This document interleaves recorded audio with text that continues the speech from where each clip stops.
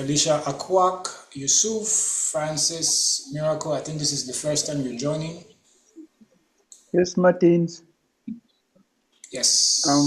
Francis joining from Uganda. I'm sorry I missed the yesterday's session, and I didn't want to miss this one today. Okay, that's fine. So at least I know that Francis was not here yesterday, so which makes a lot of sense, right? So, Yes, Martin. Peter? How are you? I'm good. Hello. I can hear you, Peter. Okay, thank you. And greetings to all who are on the call. My name is Akwak Peter. I'm joining you from South Sudan. And yesterday we learned a lot. We learned from Martins, we learned from Charles. And what stuck with me is what you said, actually, Mr. Martins, what you talked about the quality rather than the quantity. Okay, so unless you are intentional, you may not succeed at what you want. So you have to have a purpose. For example, if your purpose is to attain an MC in public health, okay, and then don't waste your time to try to apply for something that is related to climate change. So what you should do, be very intentional, and look for scholarships that support your purpose rather than applying for almost everything just because you want to expand your chances of winning at least one scholarship. So always concentrating on one helps you to dig deeper into what you want rather than having a quite a number of scholarships that you're applying for. Thank you. That's what I learned yesterday. All right, thank you very much, Peter. So while the rest of you are just joining in, you can drop in the chat where you're joining in from, and also let us know what you're looking forward to in today's session, right? So please use the chat box. Who else would like to share what they got from yesterday's session in a minute before we run? So just take one more person and we'll go. Hi, Chaniva, I see you. It's good to have you on the call.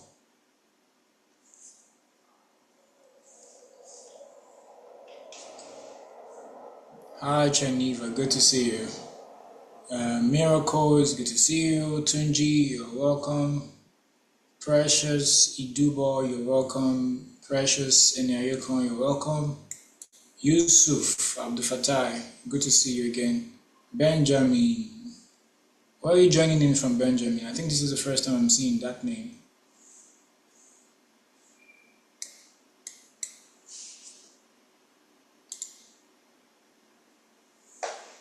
Hi, Benjamin, can you hear me? I can hear you. Yes, where are you joining in from? Good evening, Martins. I'm joining from England. Sadly, I wasn't able to join yesterday, but I'm looking forward to gaining a lot from today. And I hope yesterday's was recorded so I can go back to it. Thank you. All right, thanks, Benjamin. It's great to have you on the call. Okay. Thank you, sir. All right. Who else do we have? We have Bashirat, Ishak, we have Kananu, Wangera, we have Juliet. Geneva, how are you preparing for Christmas?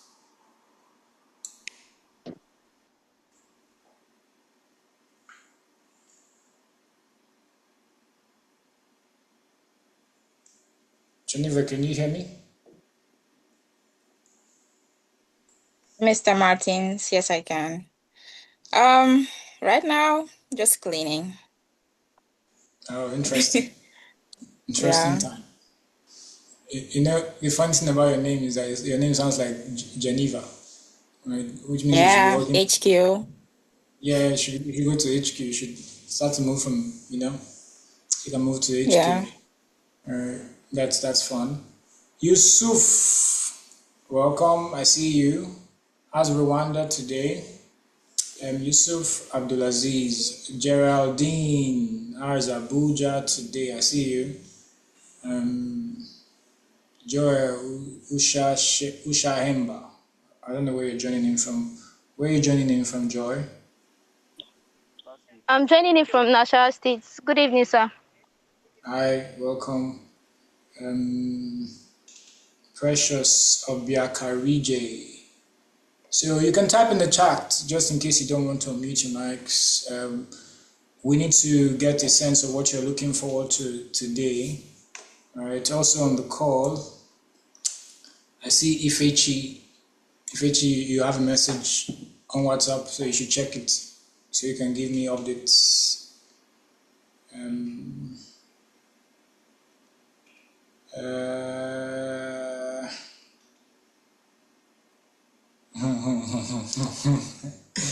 Okay, Borno State. Rwanda is great. Okay, fantastic. All right. Geraldine, what's the plan for Christmas?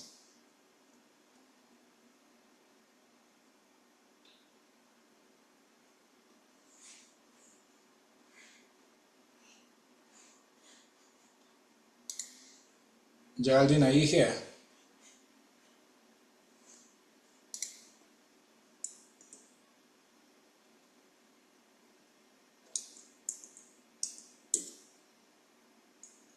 Okay, I cannot see what you're typing.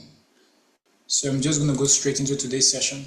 Today is going to be the final session, right? Before 2026.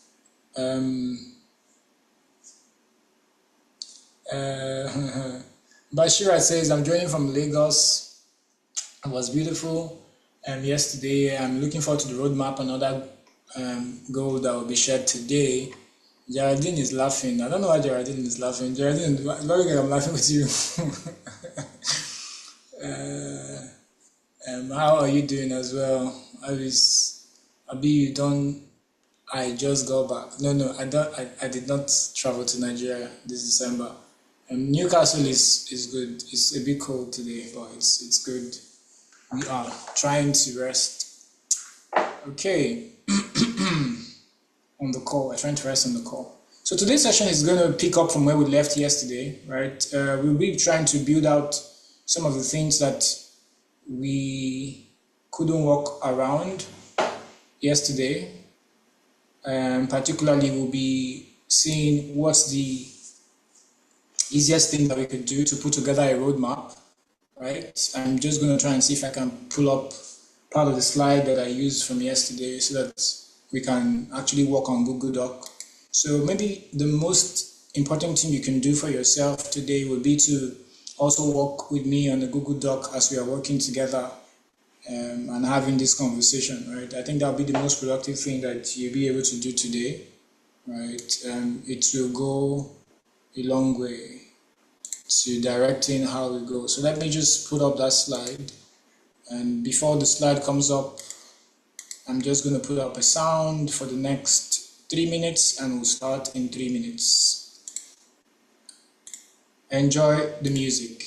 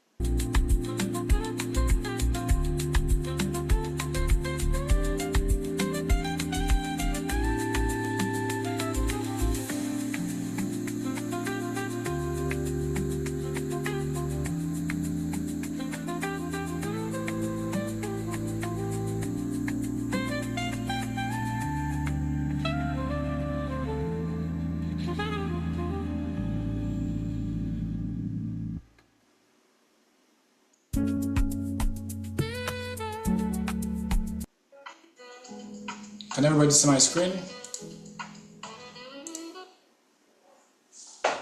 Please type in the chat box if you can see my screen. Okay, exactly. So yes, this is what we'll be finalizing today. We'll be finalizing number one, the 4D framework. We already looked at the North Star yesterday. Finalizing the 4D framework for how you can evaluate any opportunity. We'll also be going into building out a proper roadmap while doing that. And that roadmap would have the opportunity filter within it, which is what I'm going to do now, what I'm going to do later, what I'm never going to touch. And then we would finalize that with a simple strategic sequencing, right? So this is what we're going to do. So we have to work on a Google document. So I'm going to work on a Google document today. And we started working on one yesterday, which is right here. Hopefully you can still see my screen. So we talked about having a single sentence that depicts what your North Star would be, right? Having a single sentence that depicts what your North Star would be. For example, it could be that you want to strengthen climate resilience for smallholder farmers with AI technology. So for each of this phrase, for each of the components of this phrase, you realize that the first 3 words is basically what you want to do, right? The next part of the word is who you want to do it for, right? And then the last part of the sentence is how you want to do it, right? Now it's important that you get as granular as possible when you're making this kind of sentence, or when you're planning something like this. And we gave an example of how that will guide the decisions that you make with regards to opportunity. And then I also talked about the concept of the octopus pulling. I think I summarized my session yesterday after Charles also walked us through how you can build credibility, how you can decide if social media is the route for you to go, right? And yes, we culminated with that with, okay, you have to decide if you have multiple passions, if you have multiple potentials and multiple interests, and you have many things that you want to do in the year 2026, how exactly do you define or decide which one to go with and which one to go for, right? That's something that we began to talk about. And then we said that the 4D model is very much applicable to whether it's job application, grants applications for your NGO, or scholarship applications, right? And it basically flows from what you want to do and how you make your decisions. So for those of you who missed the session, the recording is available, but the team is here to upload that on YouTube, so you currently cannot access it. But if you're just joining in, you still have not missed so much, because today is going to be where we tie up everything. So I will just commence the session and say, let's have a simple refinement of some of our North Star sentences, right? Because that's what we're going to do today. So you want to refine your North Star sentence. So what is your North Star sentence? What's your direction? Where exactly are you headed? What do you want to put on the document, or what do you want to write down, right? So your first exercise today, as to build out the opportunity roadmap, is write out, okay, your North Star, your North Star sentence, right? That's the first thing that you would have to do today. So I'm just going to try and see if I can zoom this in so that we can proceed. Yes, if your hand is raised. Hi, Mr. Martins. I think we should begin the recording. The recording is ongoing. Okay, yes, that's true. Yeah, the recording is ongoing. All right. So first, please write out your North Star sentence, right? In a minute, I'm going to give every one of us 1 minute to think about what exactly do you want to solve for, right? That you have been doing for the last 5 years, the last 7 years, the last 4 years, post-grad, right? You know that this thing has become quite recurrent. It's what you want to solve for, and the sector you want to work in, right? And so what do you need to think about when you're writing out your sentence? I already gave an example right here. You need to think about what sector what field or what course do you want to support. For example, I put my own right here. I want to work in public health. My work is going to be focused more around maternal, newborn, and child health, which is MNCH. My work is going to affect most likely not just the women directly. My work is targeting the researchers who work in that field and also program managers who work in that field. How will I contribute really? I think my major contribution will be how I design tools. So I will basically be more involved in the designing of tools and data sets that will make their work easier. So if decision makers need to make a faster decision, if they need to make a more evidence-based choice about what policy to take, about what treatment measure to give. For example, if they say between two drugs, you need to decide which drug is more cost effective, my tool and my work will make that decision easier for them. And if they need to decide, should we do HPV 1 dose vaccination for Nigeria, or should we do 3 doses of vaccination for Nigeria, my work will make that easy for them to decide. So this is how I will contribute. So this is my North Star. And so if I find a role that is not heading in this direction, so it will mean therefore that my work will be to support, right? My work will be to support public health researchers and program managers by developing data tools and assets that make their work faster or to accelerate their research or policy decisions, right? So that's a summary of what you will find if you go into my folders, right? Yeah, so that's an example. So it's now time for you to put in yours, right? Some of you already did this yesterday, so I want you to do it again today because that's the first thing we are doing, and you have 2 minutes to do that, okay? So in that 2 minutes, write out your North Star sentence, okay? Write out your North Star sentence. So if you're following, you can drop it in the chat, all right? You can drop it in the chat.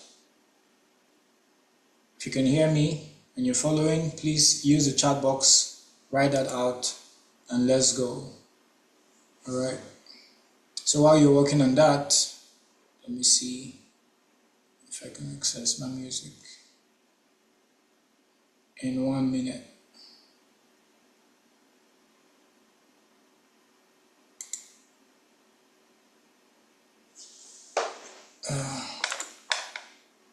Oh no. Oh no.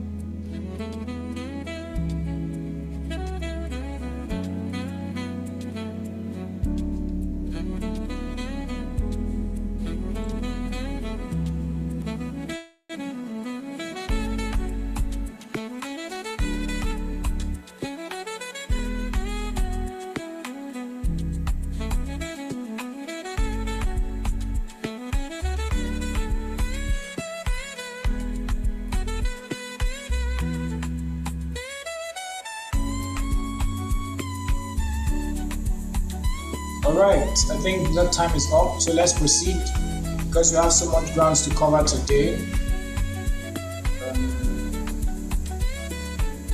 I'm gonna pause the song while you keep dropping in your North Star sentence. Please take note that if you don't do this, the next activities that we would have will be a struggle, right?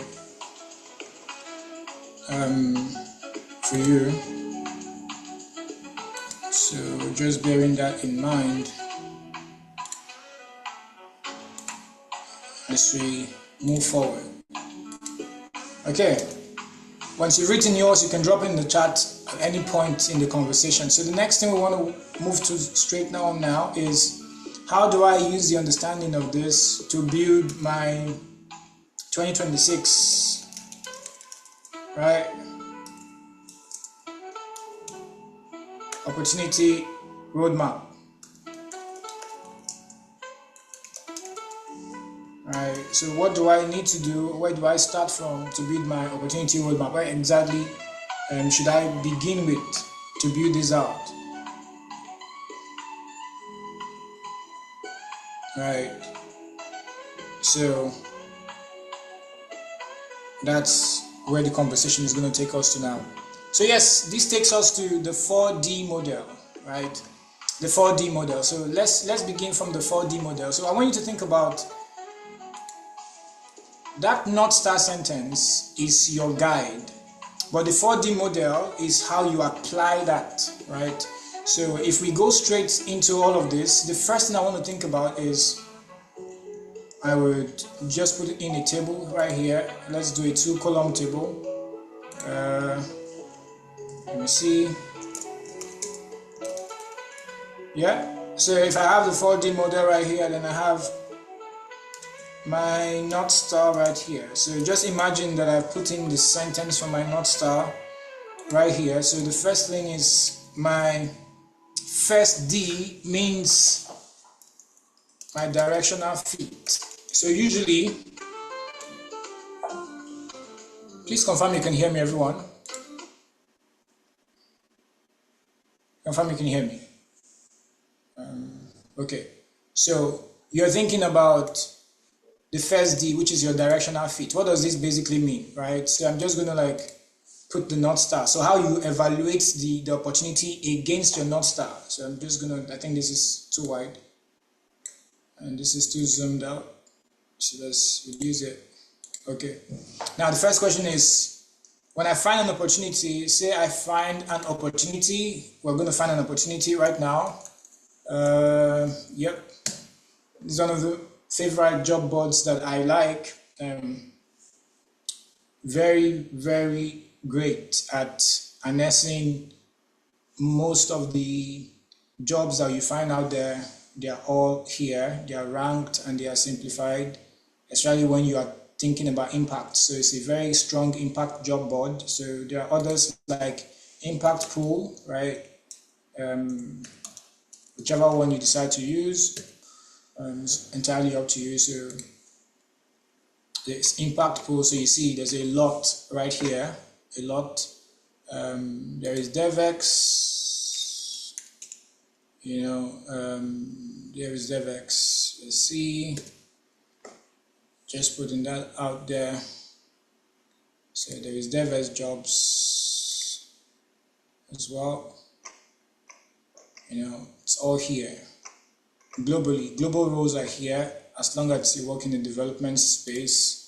You find global roles, you find grants, you find stuff. And then before you start thinking about the ones that are now quite common, right, like Opportunity Desk, before they get to Opportunity Desk, they've already got into the places I've just showed you, right? Before you get to Opportunity Desk, it has, gotten several applications already, So yeah, I know you're familiar with stuff like this. So let's just pick one, to do our example. So I have this supply chain management senior associate, which I have no business with practically.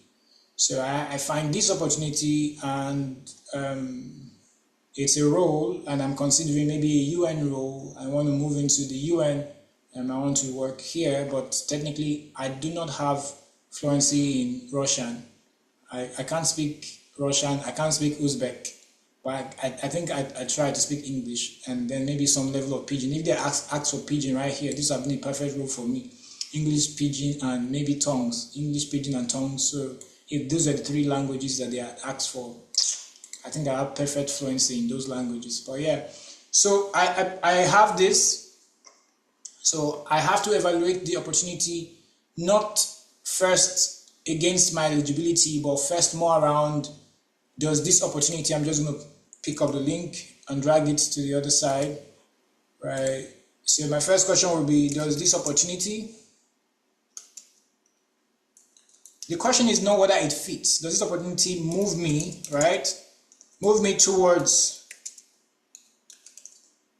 my North Star. So it's not, does it fit? No, no, no. It's, does it move me, really? Because everything I decide to do, everything I do eventually moves me to a certain degree. It's either moving me towards or it's moving me away from, right? So every opportunity is either moving us towards or moving us away from.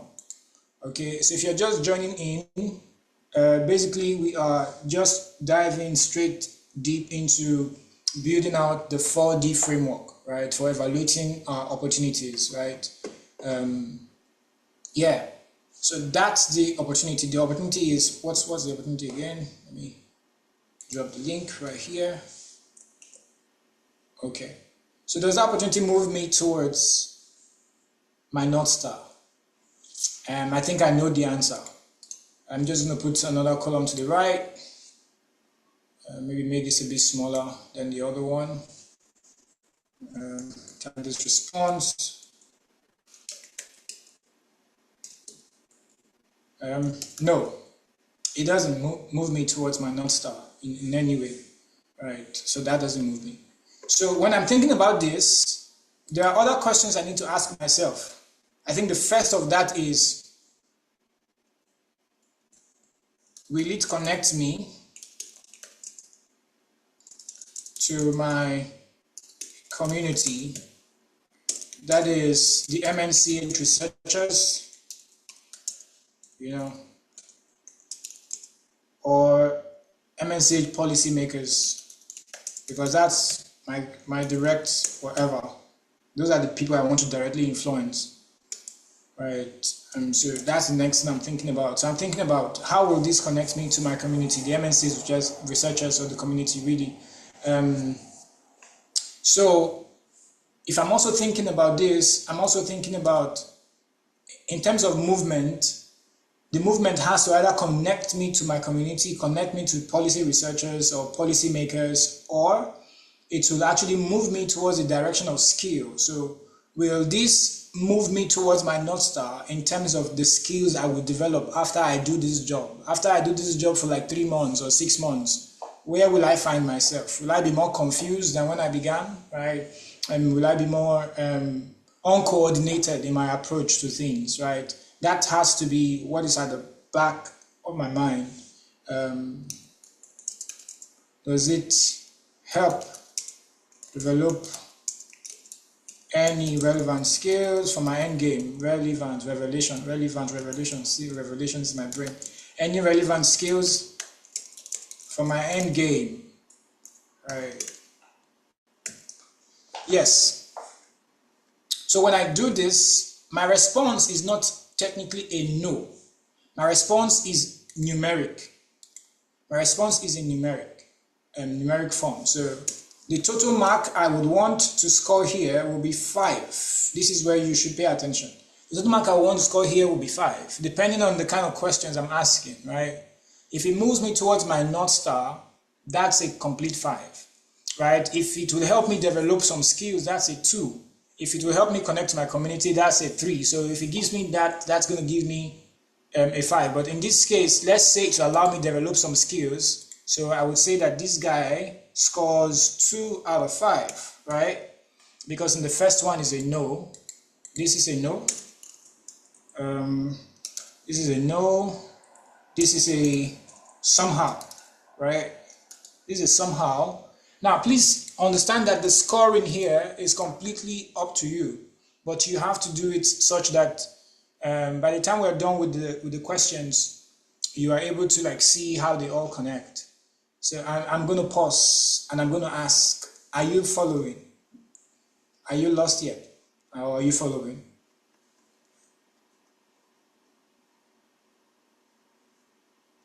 In the chat. If you're following, please start following in the chat.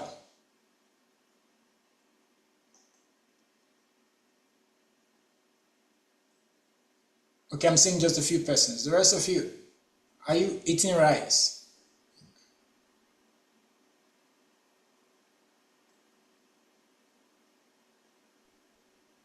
Okay. All right, thank you, Francis, Chinenye, Janita. Okay, so then I move to the next part, right? The next thing I'm thinking about is developmental fit, right? Which I already began to ask, but it's beyond skills at this point. So developmental fit is my next dimension. That's the second dimension in my 4D model, right? Developmental fit is the next dimension. So developmental fit is, I see Jesse, I see Wina, I see Joyce. Okay, great. So I go back to the role. This is the role. Where's the role again? Something supply chain somewhere how. Okay. This is the role. It says I'll be part of the United Nations Office of Project Services in Tashkent. I don't even know where Tashkent is. I've never heard of Tashkent in my life. Do you know that? I've never heard of Tashkent. This is the first time I'm hearing about Tashkent. Right? You learn every day. So I've never heard of Tashkent in my life, and the next thing I want to think about is how does this, right, will it allow me develop capabilities I currently do not have? Number two, am I ready for it, right? Is this going to take me out of my comfort zone? Is it going to stretch me? Am I going to learn? Am I going to learn, or is it going to put me in panic? Do you know that there are jobs that you pick and then you go into panic mode? Okay, so the core question here is, does this role, allow me develop capabilities I don't currently have, right? Whatever. Pardon the grammar error or whatever it is. You just get the gist of it. Now, so the directions that you have when it comes to developmental fit, the first direction is comfort. So it's either quite comfortable, right? Comfort. I can't spell comfort. What's going on? It's either quite comfortable, right? Or it is panic mode. So there's comfort zone, which I know all of you know about. There's also panic zone. There's panic zone, and then there is stretch zone, right? Don't mind me. I just need to have a name for things, right? So there is stretch zone, there is panic zone. There's not just comfort zone. So there's a way you get a role that keeps you within the comfort zone. So comfort zone means right now, I think I feel about 90 to 70% ready that I can do the job. So let's see that job. Let's see if I can do the job. Can I do this job? The Australian Multi-Country Office is part of the UNOPS. I'm just going to scroll to the purpose of the role. Functions. Execute the logistics and supply chain operations, ensuring compliance with financial regulations, rules, procurement manual, and other prescriptive content documents. I don't have an idea what a procurement manual is. I've never seen a procurement manual in my life. Whatever that is. I provide support in design, planning, and implementation of an appropriate logistics management system for handling the in-country logistical operations for the UNOPS project in Uzbekistan, including but not limited to development of roster for local service provider and establishment of long-term agreements as necessary for custom clearances, storage, and medical equipment throughout the country. Oh my God. I have not even supplied honorary delivery from Yanokwaja to Egbeda. I've not managed that kind of delivery process before. So I will just set up myself for failure. So under the overall guidance of the procurement manager, we liaise with suppliers, beneficiaries to ensure development of an appropriate transportation, storage, distribution, installation plan for each contract. I can do that. I can instruct the development manager. Develop a monitoring tool for the logistics activities. I can develop this. I can do this on Excel. This is quite easy. I can develop a monitoring tool that can allow them track stuff because I do have a good mastery of Excel, right? To keep up to date, that it can automatically be updating itself. I can use macros to automate it, and that can be easy. I think I can do this so that you can have the date of the shipments automatically updating itself and automatically producing its own report, and keep all the relevant stakeholders updated about the procurement. I can do that in terms of the whatever, liaise with suppliers. So I read through all of this, right? And I decide to say to myself, do I have this competency? Do I not have this competency? What's the extent of my competency in this area, right? What's the extent of my competency in this area? So I come back to this guy and I realize that I'm pretty much 40% comfortable, right? 40% comfortable with the role, and to some extent, it's going to stretch me about 40% because there are things I've never done before. I will have to read a procurement manual because I think I have the capability to learn fast, right? So I think I can learn the procurement manual. If a situation is not required, I'm just giving a tentative answer. Then 20%, this job will put me in panic mode 20%. If I take this job, I'm going to panic 20% of the time. Because if I realize that it's already stretching me 40% and I'm only comfortable 40%, I'm going to be in panic 20% of the time. So I then realize that if it's a job where I already know everything, it's going to be boring for me because my brain is too active. It needs challenging stuff, right? It needs to be doing things that will kill it. Waiting will allow it to have BP is what it likes to do, you know. That's what it likes to do. So I know that that's how my brain works. So I know that about my head. And the next part is, it's not going to really stretch me. It's going to force me to learn. I'm going to have to learn fast and all of that kind of stuff. So these are the things that you have to think about. So when I'm thinking about this, I then ask a very simple question. Am I going to be in a stretch zone? Am I going to be in the panic zone? Am I going to be in the comfort zone? Is this role going to allow me to develop capabilities I don't currently have? And so I answer that, and then I score it. So to a certain extent, I think I'm going to score this a 2 because I do have some skills. It's just 2 of it, so it's still very much low for me, really. So it's still going to be 2 out of 5. Now, the scoring is completely up to you, right? It's completely up to you. How you score it is basically how you have evaluated yourself against the role, right? Against the role and against the opportunity before they evaluate you. You're evaluating yourself against it. Will I struggle? Will I fail? Right? If it's for jobs, it means that I can grow. If it's for jobs, it means I can grow. But if it's something that I know that growth here will be better applied to somewhere else, I just leave it alone. If it's for grant, do I have anything to show for this? So these are things that you have to think about. If you're looking at a job, will it stretch you? Will it put you in panic mode? Will it put you in your comfort zone? What's it going to be? So you need to find the balance between comfort and stretching. And then you need to reduce the panic to as small as possible. Because if your panic is much, you're going to suffer. Right? You just wake up in the middle of the night and you'll be sweating. Because you have gone to bite more than you can chew. But because of the adaptation, you really would survive. You'll be able to do much more than you know that you can do. So, how do I score this part? Before I move to the next part, how do I score? How do I score this part? So, you score based on the zone you are in. Score based on the zone you are in. If this was a scholarship, that's the same thing I would do.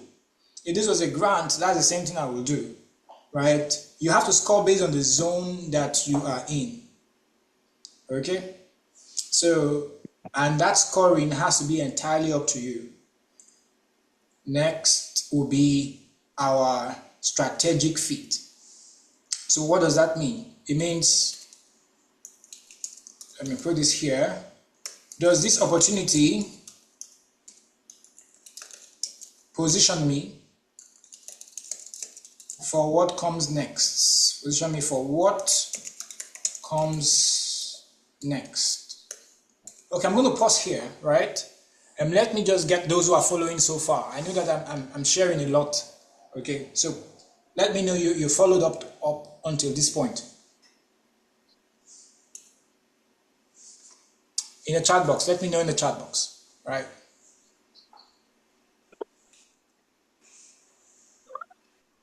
I'm looking for responses.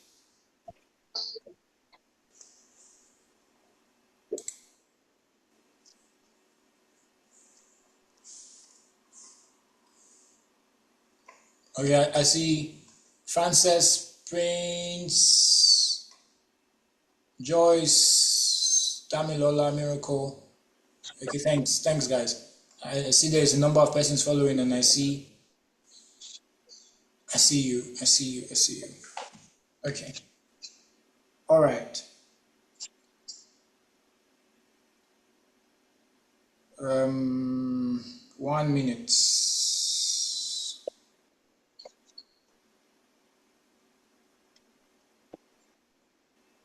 Okay, moving on.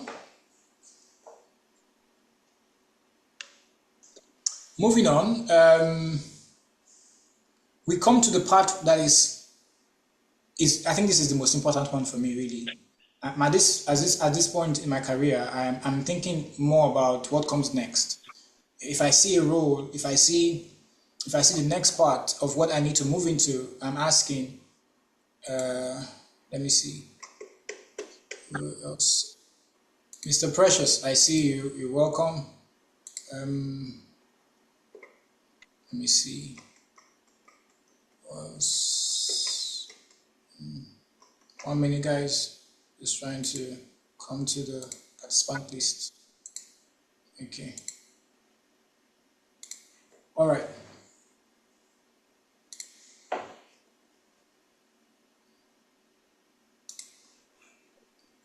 So, does this opportunity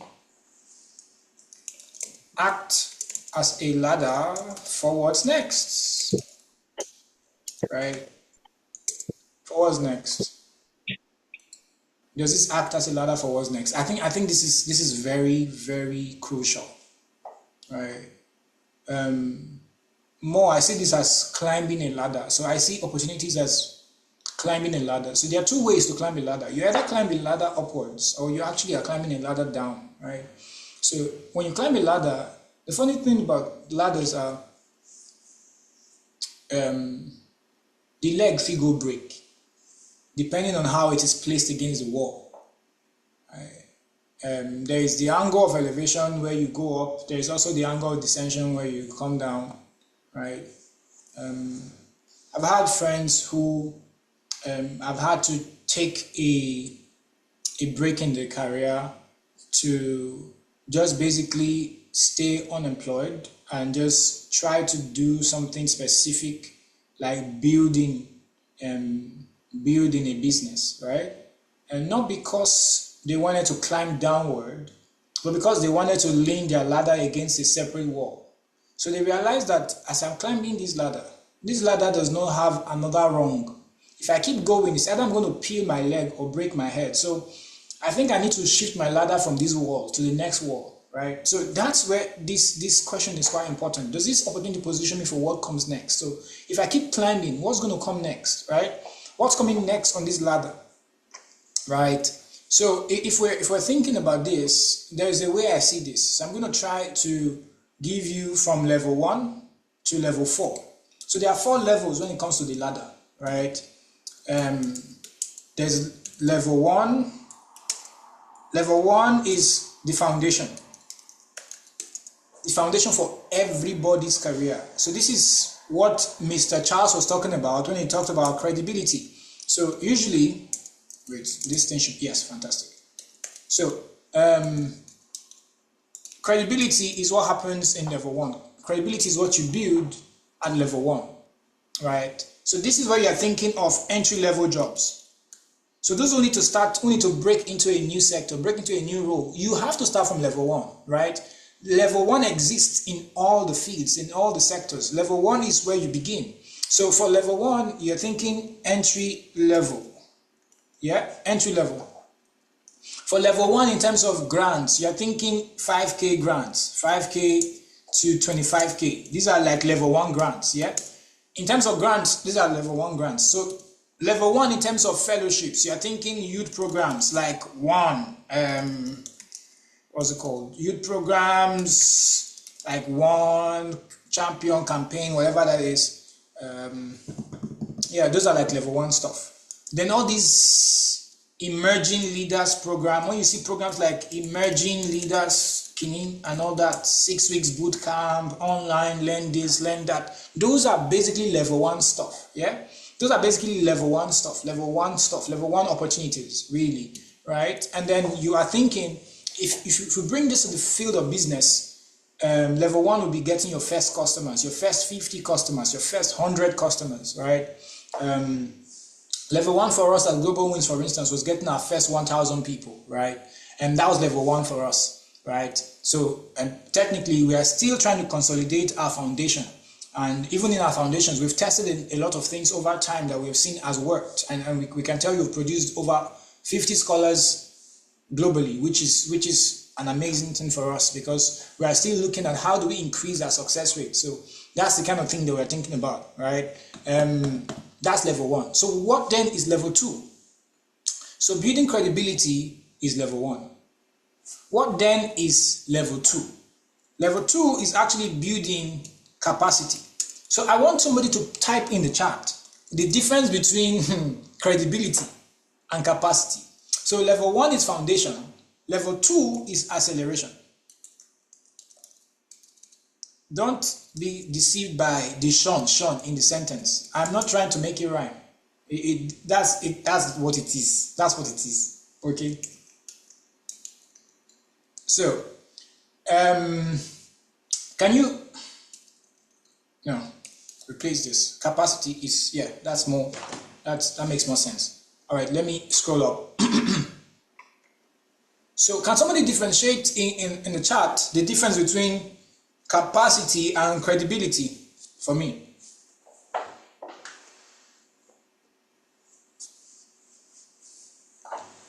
Thank you, Francis. Credibility is about trustworthiness. Capacity is about what you can handle. Yeah, let's have more personalized explanations of these two words, right?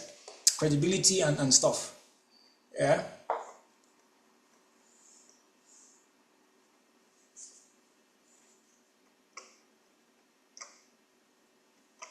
Okay. I'm not saying more in the chat. I'm only saying one in the chat. Does that mean there's only one person that's following? The rest of you have going to eat soya or something. I'm not saying anything in the chat. Okay. We will skip that. Since you people have decided to go and eat soya or something. Alright.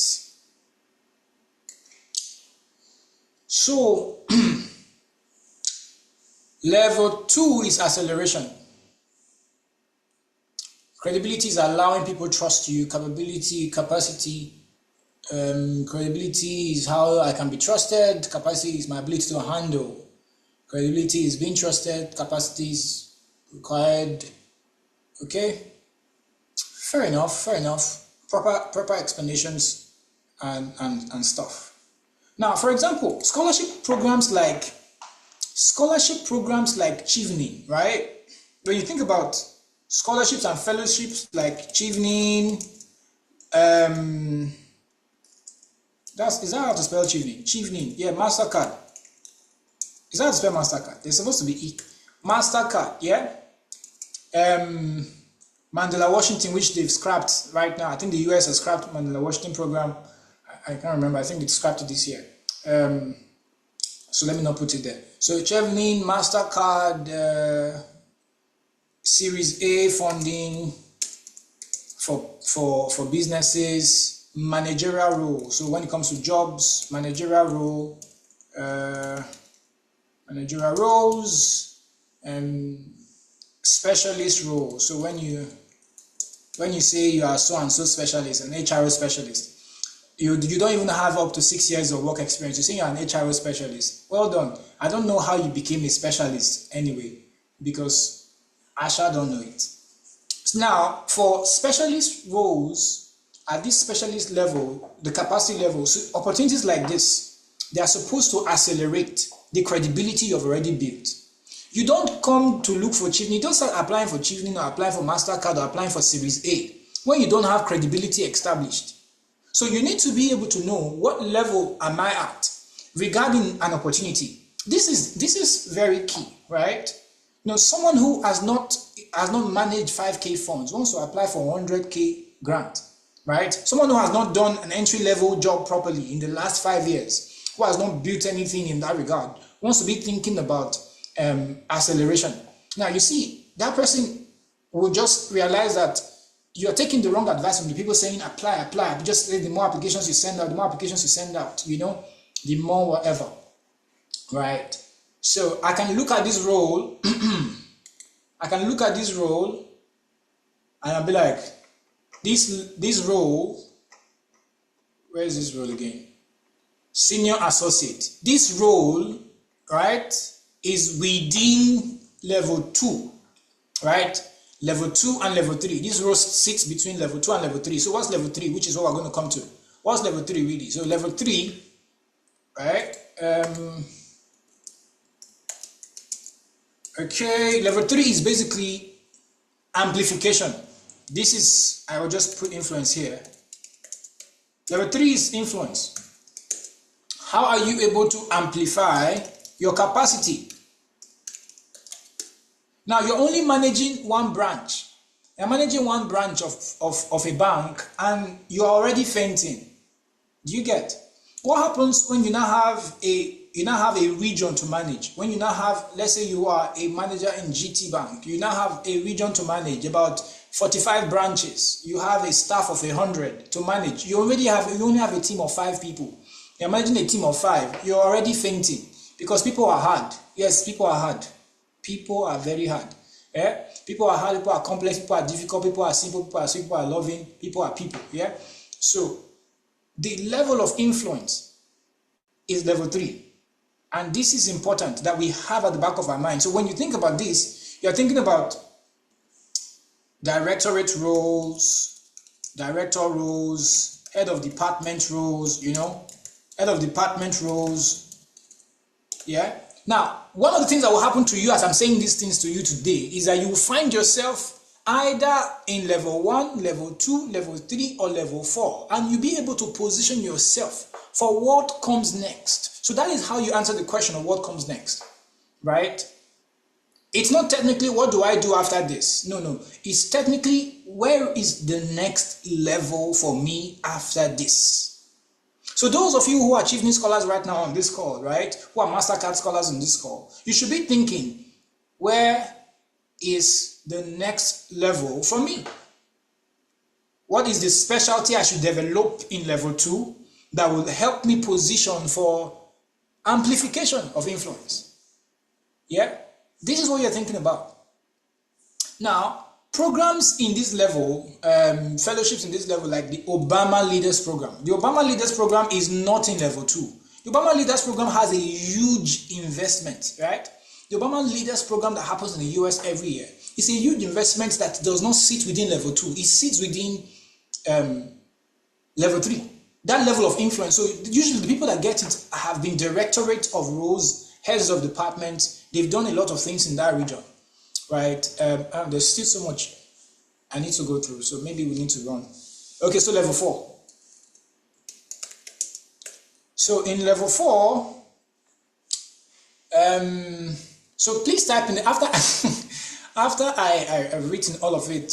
In level 4, you are now at the point where we say building legacy, right? And then someone come, person we just start yesterday, in they build legacy. Sorry for those of you who are don't understand pidgin.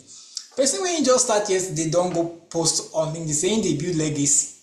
It just finished NYSC 3 years ago. We can no longer hear word, right? It's saying they build legacy. I wish legacy in the build. Okay, let's rest. So this place is of legacy is a place of authority. Yeah? This is a place of authority. This is not, I don't care how visible you are. I don't care your visibility. Authority is not delivered on the platform of visibility. These things are built upon another. They are built upon another. You move from credibility to capacity. You move from capacity to influence. From influence to legacy. You don't jump into legacy. Right? So, but most times people want to jump into legacy. They want to start building authority. They want to say I want to pick up an advisory role. You want to pick up an advisory role. Do you know what an advisory role is? So I'm on a project, right? Managing 11 countries, right? And in that role, there's a woman that's one of our scientific advisory board. Yeah? That woman has been working since 1997, right? So before she picked up that advisory role, before she landed there, she has a track record of stuff that she has done over time. But what you find is most people want to skip, you can't skip the rungs in the ladder. You can't skip the rungs in the ladder. And so when you evaluate your opportunities, you realize that you want to pick up board positions. Well, if you are the owner of the NGO, automatically you're on a board position. It's just that on that board, there's nothing on your board because it's just you that's on your board, you and your cousins and your relatives are on that board. So technically, maybe you can pick up board position. but then, in the level of legacy, you're thinking of things like the Tony Elumelu Foundation kind of seed funding. So when you become that kind of authority, when you are now a grant maker, you're no longer honestly for grants. You're becoming the grant maker. You're the one who is giving the grant. Yeah, you're the grant maker. You're the one giving the grants. You are now in the C-suite position. So C-suite roles, for those of you who are pursuing the MBA route, C-suite roles, yeah, they are in the legacy level. So when you start earning things like, you see the guy who is the CEO of Google, the CEO of this, the CEO of that, these are like C-suite roles, the CFO, the CTO, blah, blah, blah. Now, it's not the one that doesn't have like 4 customers or 4 users, you know. You say yes, the young shall grow. Praise God. So moving on. So these are the levels. So does this opportunity position me for what comes next? Right? Is this what's the ladder? Where am I on this ladder? So I want you to think today and ask yourself a very simple question. So there are 3 things I want you to ask yourself. Yeah? What level am I at right now? So when we're thinking strategy, you see that this is the one I spend the most time. What level am I at now? What level am I at now? What level am I at right now? Then, what level is this opportunity designed for? Yeah? And then, am I climbing the ladder or jumping too high? I've joined sessions where I hear they say, don't disqualify yourself. You don't have to be 100% qualified for the role, just apply. Fantastic things, very amazing things. Well, let me just mind my business. Am I climbing too high? Yeah, am I climbing too high or jump? Okay, no. Am I climbing the ladder or jumping too high? The ladder or jumping too high? For example, you have 2 years of experience. You apply for senior fellowships requiring 10 years. What are you trying to do? You are skipping. Come back in 5 years. Come back in 5 years, please. Please come back in 5 years. So this is the 3rd dimension. So you have to score your opportunity based on where you are. So if you ask these 3 questions, you'll be able to score between 0 to 5 for wherever you are at. And it's based on your own opinion of yourself because you are the one who can personally evaluate or assess yourself properly. And lastly is resource fit. This is the last dimension, right? This is the last dimension that we'll be evaluating. This is the resource fit. So this is it. When we talk about resource, we're talking about time resource, right? Time resource, attention resource, etc.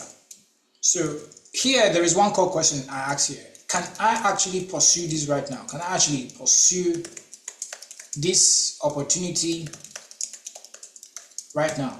Can I pursue this opportunity right now? So be honest about your resources. Do I have the money? Do I have the time? Do I have the energy? Right? So let me put money. Let me put energy. Yeah? Energy, I'm thinking emotional capacity. Do I have emotional capacity to do this right now? Can I do this right now? Can I do this? Do I have the support for this? Do I have the support to do this? Right? There are things that require time, attention. Now, you can't just wake up and say, I want to go into software development. You will just suffer for nothing, right? Because you didn't evaluate if you have the time to learn it, or you have the attention for it, or the emotional capacity for it. So you realize that you're joining courses and taking programs, and you're really not building anything. you're not completing it, you're not building it. It's not like these things are wrong, right?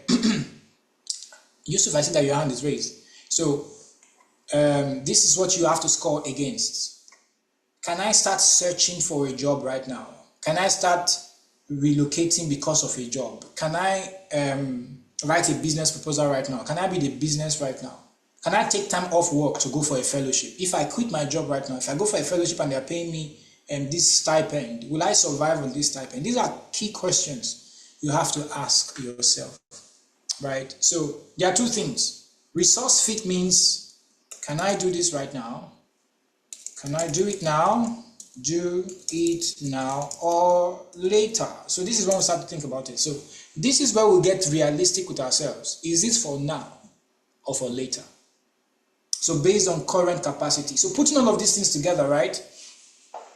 I have to think about my directional fit, my developmental fit, my strategic fit, and my resource fit. Okay? And if I score, let's now put the scoring. Let me see. Yeah, scoring. Let me just say scoring here. Abdulaziz Yusuf, your hand is raised. You want to say something quickly? Yeah, thank you so much. I was following up with this stage resource feed, and I wanted to ask a question about skills and also in terms of the job application that you use as an example. For example, if you notice that a lot of your interest lies at the intersect of UN jobs, and a lot of them, they always require you to have like second language or even third. And you know these too well that if you don't have these, your chances are very low. And if you have it, it's very high. So you decide to take up a second language and you try to build on it. But it's all difficult, but because of the timing and everything. So what do you say about it and in this stage? Yeah, I think I'll come to that, timing wise and all of that. Just help me put a pin on that. That's a very strong question because it's very important to have a second language. Very, very important. So I have a way of scoring all of this. So it's either I have a strong fit or I'm moderately fit for a role, or I have a weak fit. It's okay to be weak. I mean, let the weak say I'm strong. Or not now. Yeah? So if I'm a strong fit, I will pursue it. So which means my score here should be at least 15 and above. 15 and above. If I score myself and I score 15 and above, I'll pursue the opportunity. If I am moderate, it means I will be scoring. What am I scoring? I think here is basically 10 to 14. Let's just put 10 to 14 right here. I'll consider it strategically. Consider it to see what comes next. I'll consider it strategically. But if I'm a weak fit, which means maybe I scored 7 to 10, right? Here, it means pause and reflect. I will pause and reflect. I'll think about my life, really, because it's not by force. I can't come and kill myself, I'm better off doing what I'm doing. So if I get anything lower than that, so anything below 7 is clear. It's not now. It means I will do it later or I will never do it. So this is how strategically you evaluate opportunities. Whether it's a job, whatever it is, this is what you do. Before you build a job tracker, before you build all of those things, before you pull up a template on Google and build a job tracker, this is your evaluation. This is your evaluation tool. Every opportunity you consider, right? Do it like that. If you had time, I'd have said, okay, pull up an opportunity from here and score yourself against it. And you see how it is practiced. So you can still, I will drop this link in the chat, yeah? Let me drop the link in the chat. So you can pull up any opportunity from that whatever, right? And score yourself against it, okay? Where are we? So yes, there are jobs here. Score yourself against it and see. It doesn't have to be a job. Where is it? So yeah, score yourself against it and see. When you do that, you can then come to the next part, which is the now, which would help me answer Yusuf's questions. The now, the later, the never filter, never. So let's pause here quickly. Everyone, are we still here? Are we following?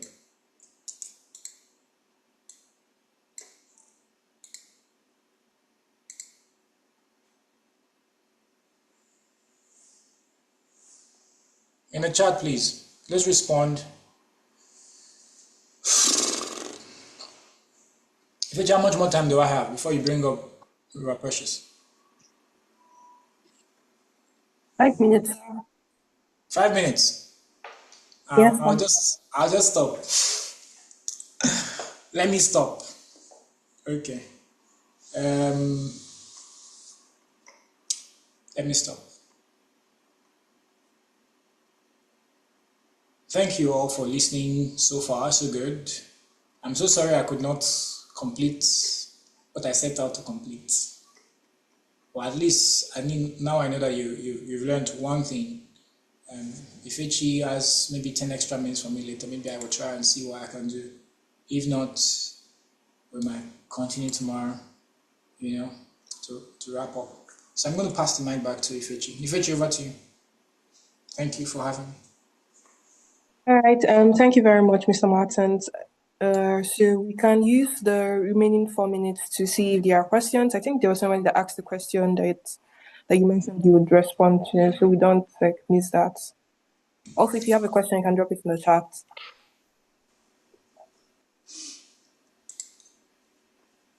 Okay.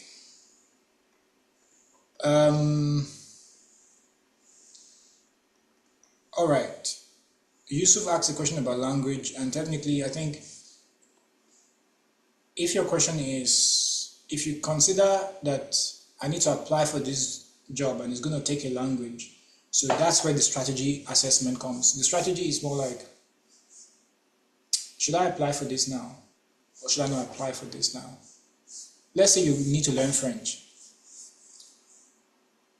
I don't know if there's anybody on this call who has successfully learned a language on Duolingo.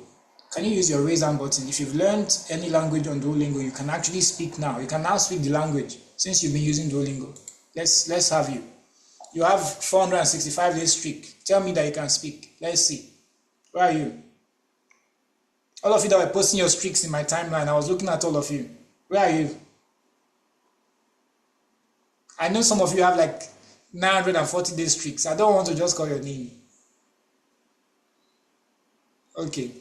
So, but the question is, can you speak? Can you speak now? Okay. All right. So, you want to learn French. Duolingo will not be your best bet. You will not learn on Duolingo. What you should do, right, is to take a language immersion course for at least 3 months. And that 3 months can be your weekends, right? And you need to find a language that's quite relatively easy to learn, like French or something. Don't go and say you want to learn Greek in 3 months. I don't know how possible that is. I've only had cases of people who were able to learn either French or Spanish within a 2 months period of attending class. There are language classes that you can attend online and all that, where you can actually learn all the basics from scratch. It's not the one you're doing on your phone, like s'il vous plaît, and then you type s'il vous plaît, and then you press hint, and then you do not learn. So you should realize that the language is a resource that's required for the role. Then pause the role for a moment and go learn the language, right? You can learn the language while doing your current role, and you can take a moment out of your role to learn the language. It depends on what you can afford, right, at the time. And so while you are doing that, there are still other bits of the role that might not require the language, okay? And because the language would require that you have a certification to show. So usually 3 months to 4 months is the best period of time you can give to a language. So those people who are from EU regions, before they travel to maybe any place like maybe English speaking countries or maybe Russian speaking countries, they need to learn a language. So what they do is usually do a 3 months immersion course, and that's the most effective thing that works. And so for someone who wants to work in the UN, learning a second language is compulsory. It's compulsory. But do you need a second language to land the role? No, you don't, right? Because there are regions, there are UN regions that are English-speaking regions. So you have to focus on the regions that speak your language, right? But however, a competency of a second language certification gives you an edge. I think that's the summary of all I would say. How do you balance between applying now or applying later?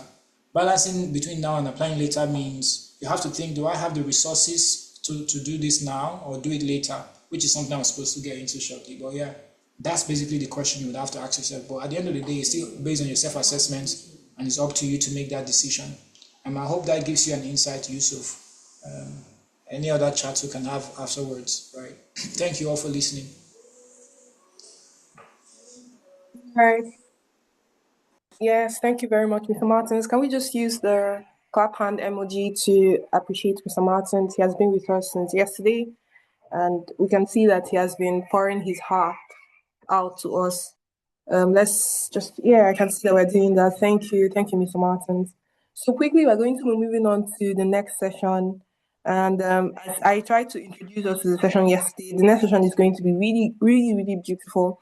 We're going to be looking at how to position yourself, how to, in the now, position yourself for opportunities in underexplored and emerging sectors, how to actually build both competence and just to ensure that you're properly positioned to be like a future ready talent, because I think that's also something that many organizations look out for, that you're able to continuously grow and be ready for the future. It could be like AI, as we know, AI is everywhere. So we're going to have a speaker, Mr. Precious is going to be coming up in a few minutes. So Mr. Precious wears a lot of hats. Unfortunately, I'm not able to pronounce the surname, so I'm not even going to try.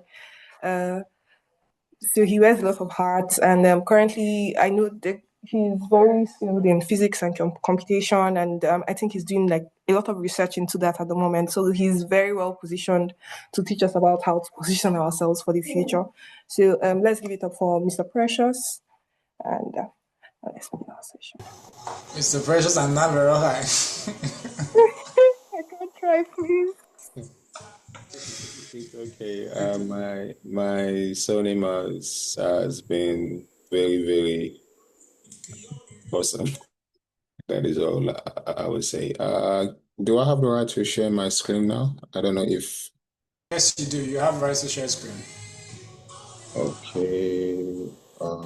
Just one moment, please.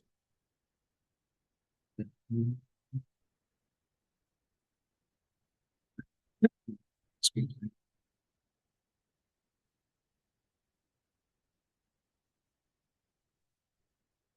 Okay.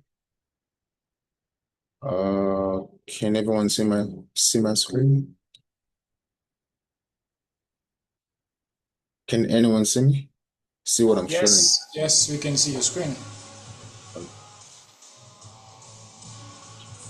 Okay, so my name is Precious Naverohai, and just for introduction, I had my first degree in physics, and I also had my master's in physics, and right now I'm doing my PhD in computational and data science and engineering here in the United States. And I just want to share a few insights of the things that I've learned over the years. So what I want to share will be very brief and also insightful, and I would love to give time so that we can, just have a conversation so I can answer any questions that you may have as an individual regarding your career. So today our focus is positioning for the future. And this is key because, sometimes I think as individuals, we do more wishing than planning, and whether we love it or not, wishing can only take you, this far. And you might be lucky in, getting some things, but if you don't plan and prepare for it, even when the opportunity comes, you may not be able to know how to, utilize it. So our focus is, how we can have strategic edge in the emerging fields. Now, the very first thing that I want us to talk about is having a a mindset shift. I have this deep sense of saying something a bit different, in as much as we are planning for our career. You are planning for whatever that you're planning for. I want you to always have the long game in your heart. You know, your short-term plans should be leading you to your long-term plans. In fact, the reason why you should have short-term plans is to meet your long-term plan. And this is key, and it is very important, because if you do not have a clear direction of where you want to go, every field becomes the field. Every opportunity becomes the opportunity. You are trying to, just check out some bosses. You go on LinkedIn, for example, look at some job profile and check the eligibility. I'm like, okay, this is what I have, this is what I need to do. And in as much as that is okay, but if you want to play the long-term game, the most important thing that you would realize that is important is to set yourself up for success by, positioning yourself in the right field, in the right, place. Now, someone might be asking, I think I'm not in the right field. Now, to be very honest, there is nothing like the wrong field, okay? It is a question of how you are able to use what you have right now, building into what you want to, become. So just like we said, the problem for most people is that they want to apply for what is popular, where everyone is running to. But time and time again, we've seen that some of the most successful people were people who ran ahead of the world, and the world had to catch up with them.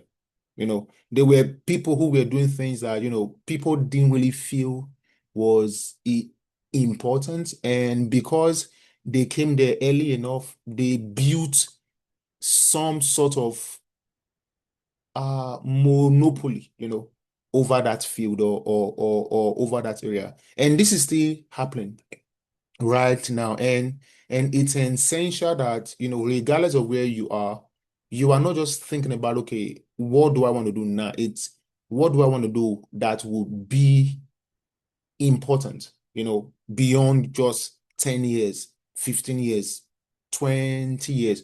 What would be value, that may not be as valued as, we see right now. So we said that the solution isn't, just being the best in the crowded room. It's about being the first and the most relevant in a new room.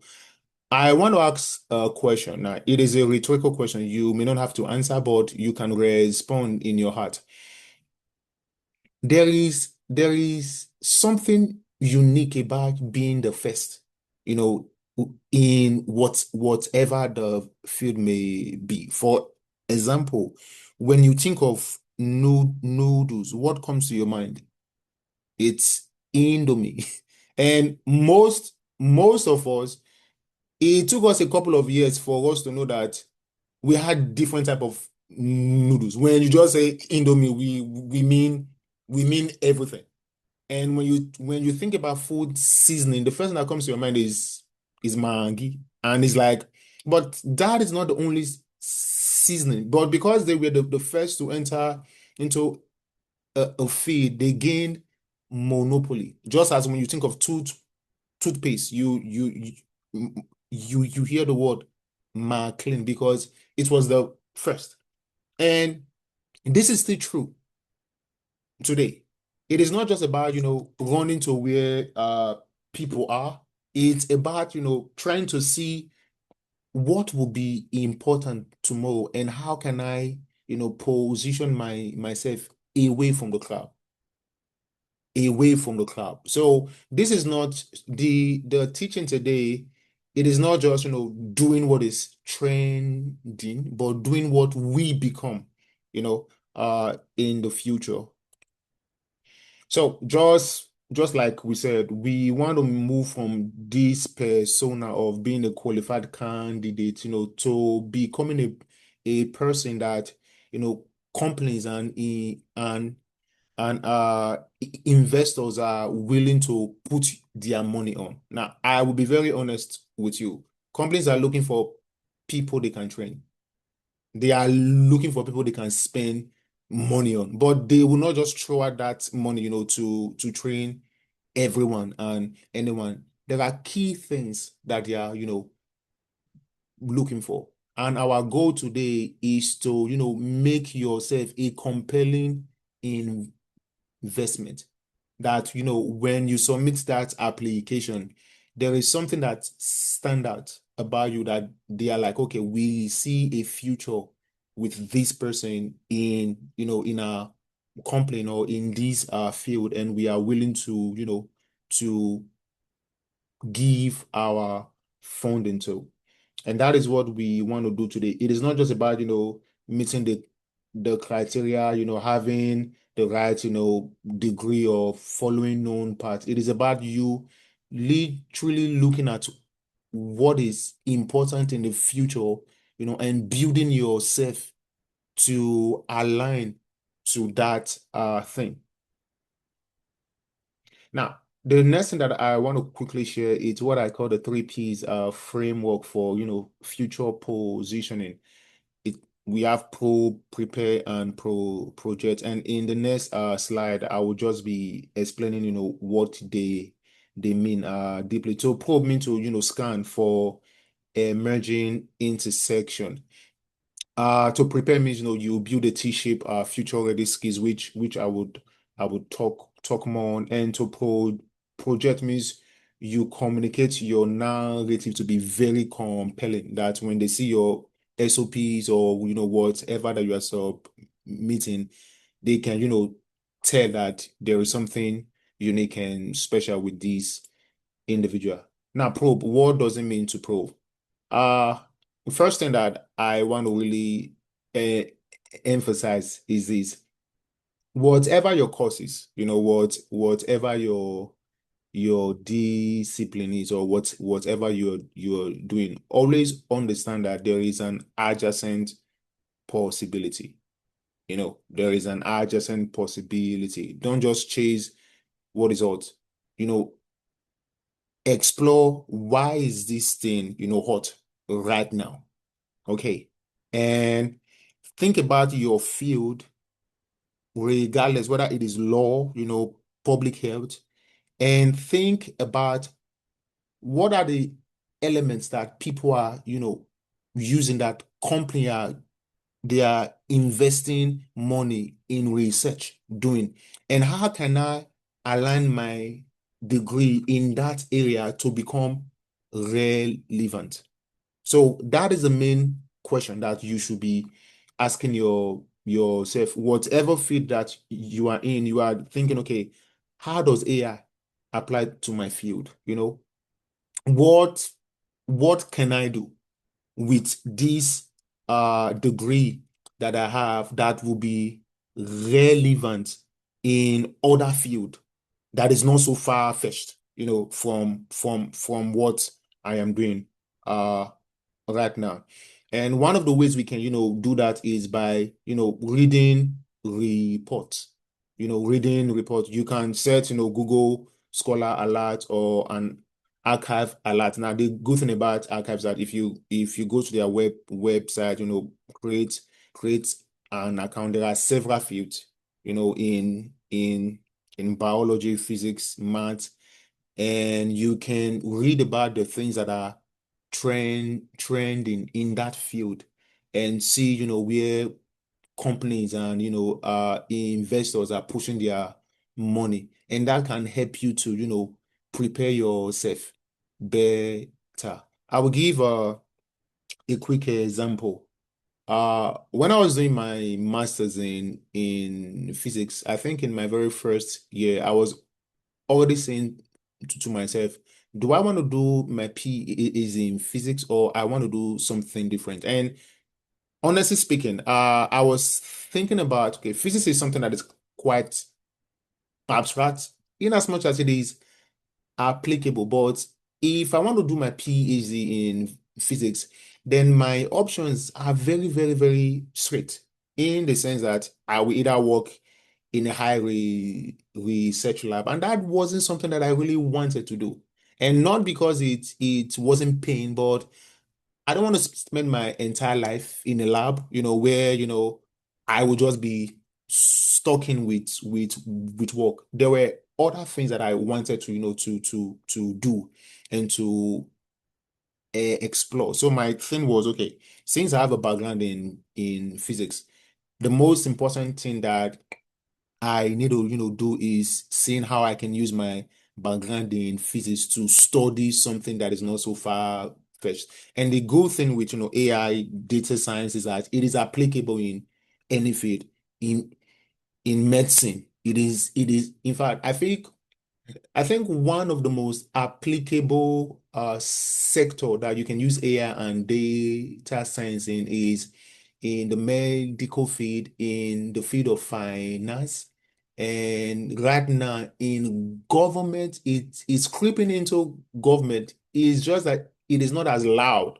And also in agriculture, people don't just want to make decisions, they want to make informed decisions. Before company invest in what they want to invest in, they want to ensure that the numbers are telling them that, okay, this is what would give results. So we are no longer doing, this try and error thing. Now, there is no more try and error. We want to know what works by gathering, the data, training them, and see what they are telling us. And with that, we can be able to, as big organization, we can be able to, release fund for what we want to do. And this is one of the reasons why it is important for you to read articles, read blog posts, not just, blog posts from someone that, just want to get view. No, go to the main official page and read what they are saying. It is important that you get the right information. So the next thing is prepare. Now, building the T-shaped profile. Now, this is something that I briefly touched on, but I just want to, explain further. When we talk about the T-shaped profile, the vertical, part of the T talks about your core experience. Like, what am I doing right now? The thing that you have depth in, something that you have been studying all your life. If you are studying biology, then that is your vertical depth. What you have most likely your first degree in, or what you have a lot of certification on. So that is your vertical T. Now, the next thing that you want to do is, with my vertical T, what are the things that I can cross-reference? Now, this is one truth I can tell you for free. There is no discipline that stands alone. Every discipline is connected. Everything. So the next thing that you are thinking is, okay, with the horizontal bar, what are some of the things that with my core discipline I can branch out to? Remember, we are not looking at something that is so far-fetched. For example, you studied law and you want to jump to becoming a medical doctor. That is out. That is out. Now, you can do it, but trust me, that is way off. That is way off. So it is the ability to collaborate and communicate across other discipline. Remember, you must be, I don't want to use the word an expert because that would trigger, someone to think that, okay, I don't think I'm an expert in my field yet. But it is something that you are known for. Okay. Now, your first vertical T is something that you are known for. And the next thing is, this is what I'm known for. What can I, build in relation to this? And I have here that you can actually have your weekly learning log where you read blog posts and you can actually do a massive online open course, or you listen to podcasts or webinar just to give yourself enough credible information. Now, when we talk about projects, this is, I believe, the heart of the thing. It's what our founders looking for. And this is where I would also be teaching you how to build a narrative cohesion. And this is so key. So one of the things that founders of big organization, what they are looking for is that when they read your story, in their heart is like, does your story make sense? Not just make sense to you. Sometimes when you read your own CV, it may make sense to you, but to the person who is planning for the future, they are looking at, does this CV make sense to me regarding this fee that this person is trying to apply for? And it must make sense. And you should also to have proof that you can master and apply new concepts quickly. Now, if there is one thing that I have learned, and I will tell you this for free, the greatest skill set you can have is learning. In as much as this sounds very simple and very common, but the greatest skill set you can have is the ability to learn. If someone gives you something that you have no clue on, how quickly can you learn? How quickly can you learn? And this is key. So they want to see how quickly can you learn new concept, and also how can you apply, those concepts that you've learned. Most time, it is not just about knowing something, it's can I apply it? And as we are going to be seeing shortly, with me teaching you how to write, compelling narrative, it must show how you've been able over the years to apply the skills that you've learned. Don't just tell them, okay, I have this skill. Okay, you have this skill. What have you done with the skill set that you have? So these are the things that they are going to look for. And the next thing, which is key and also important, is that they want you to prove that you can work within a system. You are not, someone who is isolated. Because when you are employed in any field, you are not going to be working alone. You must work within a system. So there is an ecosystem that exists already. And how do you fit into that system? And again, as you write your narrative, you must show those proofs. So I just want to quickly, summarize what what we've seen before within the 3 Ps. Follow where global founders are moving their money. Always follow the money. Always. And future opportunity lives at the edge of 2 different fields. Don't just say, okay, this is what I'm doing and this is what I am doing.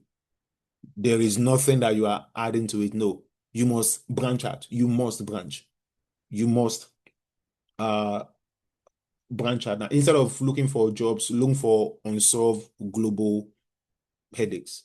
And this seems simple, but it is really, really, really what they are looking for, because companies are spending money in research to see some of the world problems that they can solve, because it is when they solve those world problems that they make money from it, huge money. So beyond you just following the money, also, look at what are some of the world global problems within my domain and within adjacent domain that I can branch in.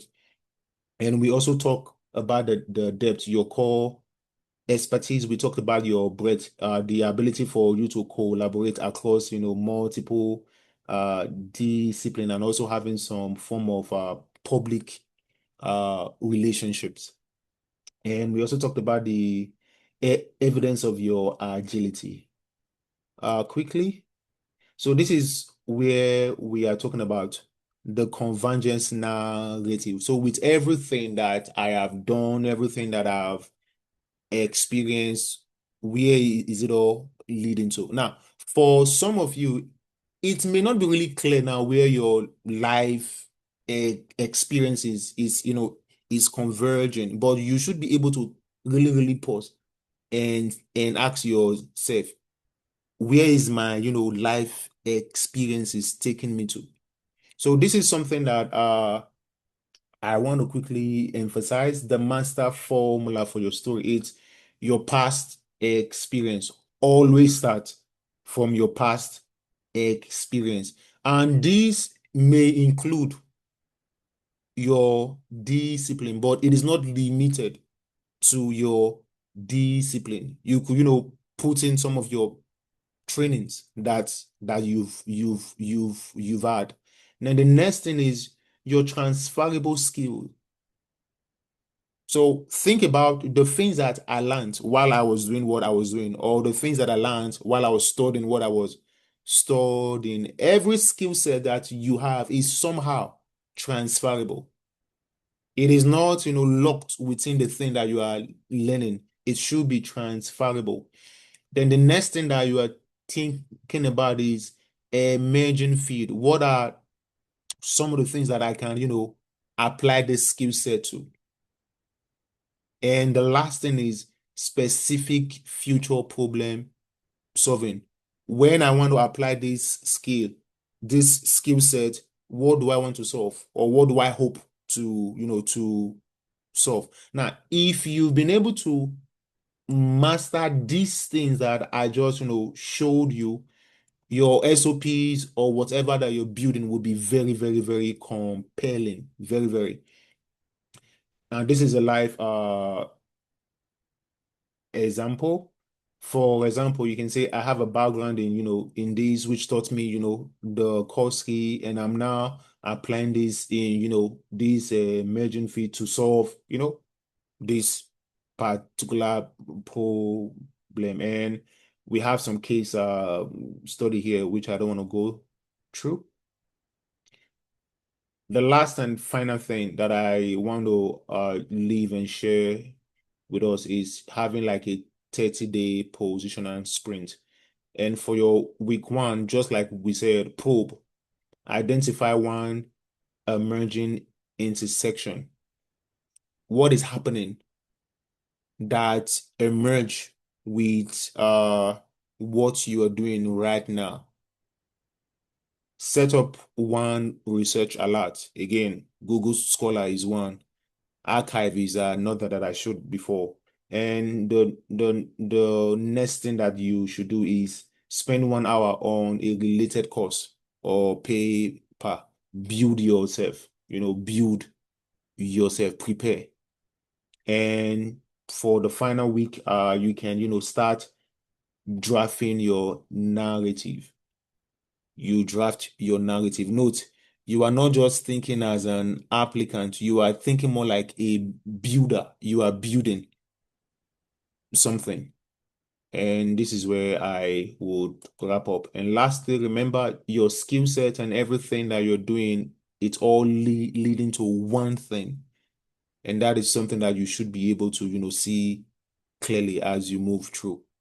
Thank you, everyone.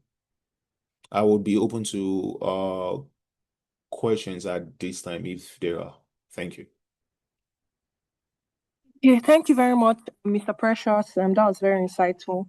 Can we have questions? So we have a lot of time to take questions. So we can take questions from both the first session and the second session. So if you have any questions, you have anything that dropped on your mind while the session was going on, this is your time. You can raise your hand and I'll call on you to speak, or you can drop your questions in the chat.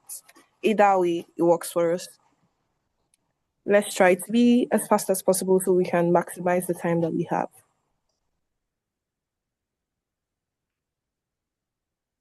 Any questions?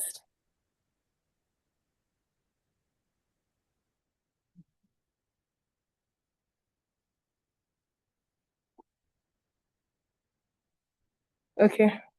Mr. Martin has raised his hand. Mr. Martin, you can ask the question. I raised my hand to ask the people why they don't have questions. Was it just so direct and straight to the point?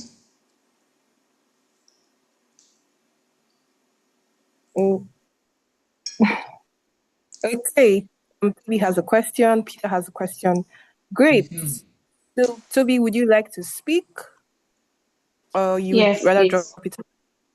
Right, go ahead. Okay. Good evening, sir. Thank you very much for that session. So my question is, there's this place I work, but somehow I'm not finding it challenging. I feel like there is more, but then the role is not challenging for me. It's not like as if I want to do something that would put me under pressure, but I don't find it challenging. Although I've been looking at branching out on my own because I have like 5+ years of experience in that particular kind of thing that I'm doing for this particular person. Now, would you suggest that I take a job to learn the systems of that business, or I just branch out? Because I heard Papa Martin saying something about level 1, level 2, level something. I don't know what level I am now, but I know that I do have the experience in that thing. Maybe not, I do not have the systems that can sustain that company, but I do have the experience. So that's the question I'm asking now. Do you think that I should get a job and then learn the systems as I do that job, or should I just branch out and use the experience and build systems as I go? Thank you. All right, thank you very much, Toby. Ms. Martins, I think you can answer the question now.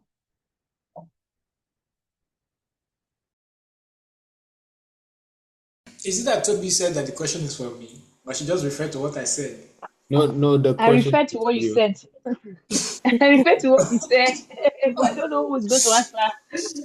Precious, what were you saying, Pastor Precious? No, it was very obvious and clear that the question is for you. So it was both a question and a third question. Toby, am I lying?